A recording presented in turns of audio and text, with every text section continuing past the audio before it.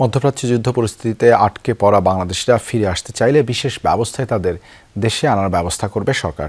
Saudi আরবে ক্ষেপণাস্ত্র হামলায় নিহত মোশাররফের মরদেহ হস্তান্তর করার সময় শাহজালাল বিমানবন্দরে এই তথ্য জানিয়েছেন পররাষ্ট্র প্রতিমন্ত্রী শামা ওবায়েদ।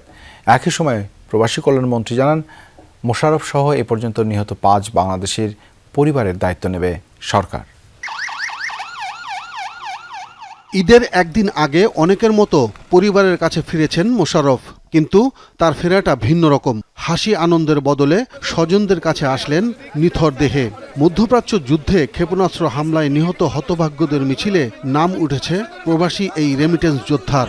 আধা ঘন্টা 1 ঘন্টা আগেও কথা বলছে বাড়িতে যে আমি সামনে ইফতার করব, আধা ঘন্টা সময় আছে, তো কালকে কিছু পয়সা পাতি পাঠাবো বাচ্চা কাচ্চার জন্য, তুমি কিছু কেনাকাটা করে দিও। তো আল্লাহ তাআলা এটা আর করতে দিল না, ওনাকে নিয়ে নিছে।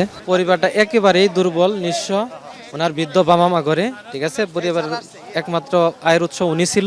আমাদের মাননীয় প্রধানমন্ত্রী জনাব তারেক রহমানের নির্দেশক্রমে যে দীর্ঘমেয়াদী সহায়তা, সেই বিষয়টা আমাদের প্রবাসী কল্যাণ মন্ত্রী বলেছেন।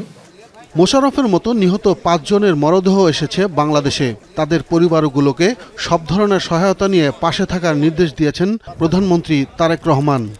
সাময়িকভাবে তাদেরকে আমরা আর্থিক সহযোগিতা করব এবং পাশাপাশি তাদের বাচ্চাদের লেখাপড়ার ব্যবস্থা করব। তাদের পারিবারিক অবস্থা বুঝে আমরা যা যা করার আমরা সংশ্লিষ্ট, এবং তাছাড়া আমাদের আইডেন্টিফাই করতে হবে তাদের ফ্যামিলি মেম্বার কতজন কারা আছে। এছাড়াও যুদ্ধ পরিস্থিতিতে আটকে পড়া প্রবাসীরা চাইলে তাদের বিশেষ ব্যবস্থায় ফিরিয়ে আনা সহ সম্ভাব্য সব ধরনের সহায়তার কথা জানান পররাষ্ট্র প্রতিমন্ত্রী Shama Obaid.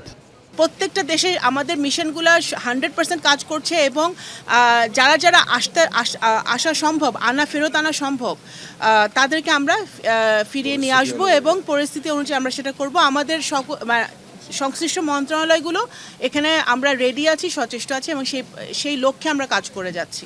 Iran Israel America যুদ্ধে মধ্যপ্রাচ্যের বিভিন্ন দেশে আটকে পড়া প্রায় ১,০০০ বাংলাদেশিকে ফিরিয়ে এনেছে সরকার।